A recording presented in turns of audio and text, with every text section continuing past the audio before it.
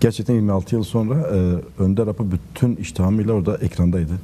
Bütün gücüyle, bütün kudretiyle. Bunu ben açık söyleyeyim, propaganda olarak söylemiyorum. En son Roma'da bir şey vardı. Roma'da bir röportajı vardı. Basına böyle konuştu. Benim hatırladığım ya da görebildiğim. 98 Roma'da. 98'de Roma'da vardı. 98 evet. 98 yanılıyorsam. O ses tonu hiç değişmemiş. O güç, o kudret hiç değişmemiş ki aradan geçen 26 yıla rağmen ağır tecrit koşulları. Erdal, bu çok kolay bir durum değil. Biraz da cezaevinde kalan, hele biraz da bu tecrit süreçlerini yaşayan, F tiplerinde kalan kişiler bunu çok iyi bilirler. 26 yıllık orada bu zulme, bu baskıya karşı direnmiş ve iştahından, gücünden hiçbir şey üstelik kaybetmemiş. bu özel tip değil, bu F tipi değil, bu bildiğimiz, alıştığımız cezaevlerinin veya hapishanelerinin ötesinde bir durum. Yani. Orada bu tonuyla tekrar insanların karşısına çıkması gerçekten büyük bir heyecan yarattı. Nezat dikkat çekti. 27 Şubat'ta gerçekten çok kötü bir fotoğraftı. Bazen insan şey düşünüyor. Acaba fotoğraf bilerek mi seçilmişti? Bilerek mi servis edilmişti? Biraz kaygılandık. Hepimiz kaygılandık. Sağlığı, işte görünüşü. Fakat bu sabah kamuoyuna yansıyan o görüntüler gerçekten Önder Apo'nun bütün gücüyle halen ayaklarının üzerinde olduğunu gösteriyor. Şu da var Mahir, yani uzun bir süre biz görmedik başkanın fotoğrafını görmedik, görüntüsünü görmedik. Yani 2015'ten sonra ya da 2013'te o bildiğimiz fotoğrafların dışında elimizde fotoğraf yoktu. Birdenbire o fotoğrafı görünce tabii evet. Ve ilk defa sesini duyduk. Ses tonu hiç değişmemişti. Bu halen bir güç veriyor. Ben öyle düşünüyorum. Yani Önder Apo kendi kişisel özgürlüğünü zaten toplumun özgürlüğüne bağlıyor. Yani toplumsal, onun bu felsefeyle yaklaşılması gerektiğinden bahsediyor. Şunu açıkça söylüyor. Toplum özgür olmadan birey özgür olmadan da toplum özgür olmaz. Ki biz bunu zaten birçok kitabında, birçok yazısında Önder Apo'nun bu sosyolojik belirlemelerini çok yakından altını doldura anlattı bu kitaplarda. Çok yakından biliyoruz ki Önder Apo burada şunu söylemek istiyor. Evet, benim belki Önder Apo açısından toplumun özgürlüğü onun özgürlüğüyle eşdeğer olarak görüyor olabilir ama toplumun da buna karşı Önder Apo'nun özgürlüğünü kendi özgürlüğünde görüyor. Ki yıllardır zaten Kürt halkı bu şiarla mücadele etti. Tecrite karşı Önder Apo'nun tutsak, esaret koşullarına karşı mücadele ederken özgürlüğün özgürlüğümüzdür şiarıyla yola çıktı. Bu anlamda bence bütünleşmiş bir durum söz konusu. Hem Önder Apo'nun kendi kişisel özgürlüğü hem toplumun özgürlüğü iç içe geçmiş. Bu anlamıyla da bunun mücadelesi de böyle kenetlenmiş olarak verilmesi gerekiyor. Belki birazdan onu da konuşuruz ama Önder Apo nasıl toplumun özgürlüğü için bu kadar büyük bir emek, büyük bir direniş içerisinde, en azından sadece İmralı'da 26 yıllık direniş içerisinde ve belki bir önceki işte Kürt isyanlarında liderlerin yapamadığını, başaramadığını başardı. İdam ipinden hatırlayalım yani daha düne kadar hafızalarımızda birbirlerine idam ipleri atıyorlardı. İdam iplerinden bugün o karşısındaki gücü bir şekilde görüşme masasına oturtup, müzakere masasına oturtabilecek bir kudretten bahsediyoruz. O açıdan bu iç içe geçmiş bir mesele. Yani toplumsal özgürlükle Önder Apo'nun özgürlüğü iç içe geçmiş bir mesele ve ben de buna kesinlikle inanıyorum. Kürt halkı da hem kendi özgürlüğü ya da Türkiye'deki diğer halklar, sadece Kürtleri bence almak haksızlık da olur. Türkiye'deki diğer halklar da kendi özgürlüklerini biraz da Önder Apo'nun fiziksel özgürlüğüne bağlayacaklar diye düşünüyorum. Üst aşama çıkabilmesinin yol ve yöntemleri var. Doğru. Çıkma potansiyeli var. Anlaşma, sözleşme, işte görüşmeler zaten Önder Apo kendisi diyor. Bu burada yapılan, özgür iradeyle yapılan tartışmaların sonucu varılan bir adımdır. Bunu söylerken herhalde bunu çok net ortaya koyuyor. İşte bunun adımlarını atarsa zaten bölgede o gerginliğin yaşandığı, şu anda kan gövdeyi götürdüğü bölgede birçok konuya sirayet edecektir. Burada yaşanan en büyük sorun mesela merkezi hükümetle KDP arasında, YNK arasındaki problem ya da YNK'nin KDP arasındaki problem. Yani Irak'ta da her şey biraz pamuk ipliğine bağlı. Ne merkezi iktidarın işte Kürdistan yönetimle ilişkileri ne Kürdistan yönetimi kendi içerisindeki ilişkileri bir seçim yaptılar. Aradan neredeyse bir yıl geçti değil mi?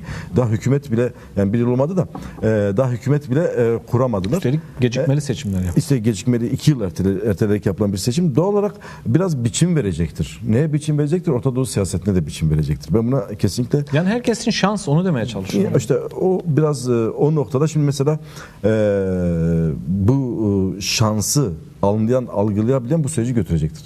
Anlayıp algılayamayan yarın öbür gün her şeyle karşılaşabilir. Ben biraz daha bölgedeki diğer aktörler açısından bunu söylüyorum. Bunun uzun vadeli etkisi belki Rojava'da, İran'a da olacaktır. Yani onu da göz ardı etmemek lazım. Ama tüm bunların yaşanabilmesi için gerçekten Türkiye ayağının, Bakü'yle Kürdistan ayağının çok iyi oturması, çok net oturması gerekiyor. Burada da Bakü'yle Kürdistan ayağına da baktığımızda şimdi bu çağrı 1 Ekim süreciyle bugüne kadar başlayan o dönemin bence 4. iyi niyet adımı olarak algılamak lazım. Yani birincisi 27 Şubat Önder Apo'nun çağrısı, ikincisi 1 Mart ateşkes, üçüncüsü PKK'nın işte 12. Kongresi'de fesih kararı ve dördüncüsü ise bu çağrı. Belki bu çağrıya KCK ya da Kürdistan Özgürlük Hareketi cevap verirse 11 Temmuz'da da 5. iyi niyet adımı olacak. Kürtler açısından bu süreç net.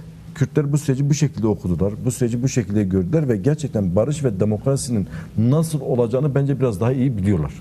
Peki. Biraz daha iyi proje sahipler. Fakat dediğim gibi Orta Doğu'ya, Orta Doğu'daki diğer güçlere, diğer halklara sirayet etmesinin tek yolu Türkiye'de bu işin masada risksiz, firesiz ve hızlı bir şekilde bitmesine bağlı. Bunun için de sen yanılmıyorsam artık 11 Temmuz'dan sonra da top tekrar iktidarın ve devletin ayağında olacak. Süreç nasıl gider? Dünyanın her yerinde bu çatışmalı nasıl gider konusu biraz çok tartışmalı olacak ama dünyanın her yerinde bu çatışmalı süreçler çözülmek istendiğinde yani herkesin birbirine yaşam alanı tanıması gerekiyor. Bu Kolombiya'da da böyle oldu, Güney Afrika'da da böyle oldu. Bilmem İrlanda'da da Bask ülkesinde de bu böyle oldu. Sonuçta yasal düzenlemeler yapılması gerekiyor paralelinde. Çünkü bir güç anlaşmışsınız, mücadele yöntemlerini değiştir. Sana siyaset alanı, demokratik alanı açalım diye bir tablo var şu anda ortada. Şimdi bu fermuar sistemi gibi gidiyor sanki biraz. Ben öyle görüyorum. Bu son işte 10-11 aylık süreci insan göz önünde bulunduğunda bir adım atılıp diğeri atılacak, diğer adım atılacak. Zaten yorumlarda da genellikle bu ortaya çıkıyor. Birincisi bu silah bırakıldıktan sonra ya da imha edildikten sonra mevcut gerillanın demokratik yaşama, siyaset alanına pozitif entegrasyonun nasıl sağlanacak? Bu pozitif entegrasyon konusu gerçekten şey vardı. Önder Apo'nun çağrısında da vardı. Çok önemlidir. Bak bu çok önemlidir. Bu aynı zamanda yani güçlerin ya da devlet içerisindeki güç odaklarının bu sürece yaklaşımındaki farkını da ortaya koyacaktır. Yani bu konuda pozitif entegrasyondan ben bunu anlıyorum. Asimile olmadan ama mevcut sistemi de yıkmadan, mevcut sistemi demokratikleştirerek kendine yaşam alanını açmak olarak algılıyorum. Belki de yanılıyorum, bilmiyorum. Önümüzdeki süreçte bunu göreceğiz. Bu pozitif entegrasyonun yol ve yöntemini oluşturması gerekiyor. Mevcut yasalar buna uygun değil.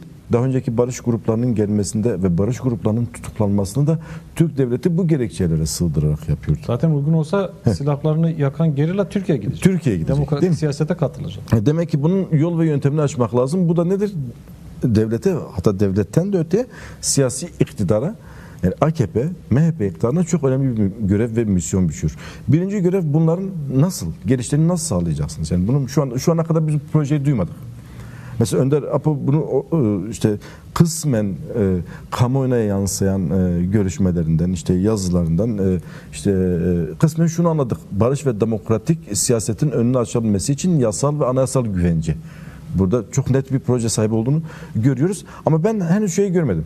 Ben AKP, MHP iktidarında kısmen bazı bugün belki yumuşamalar olmuş ama genel çağrıdan öteye somut bir proje görmedim. Mesela şunu söylemediler. Biz bu insanların gelebilmesi için işte anayasadaki şu maddeleri değiştireceğiz ya da işte Kürdistan Özgürlük Gerillası'nın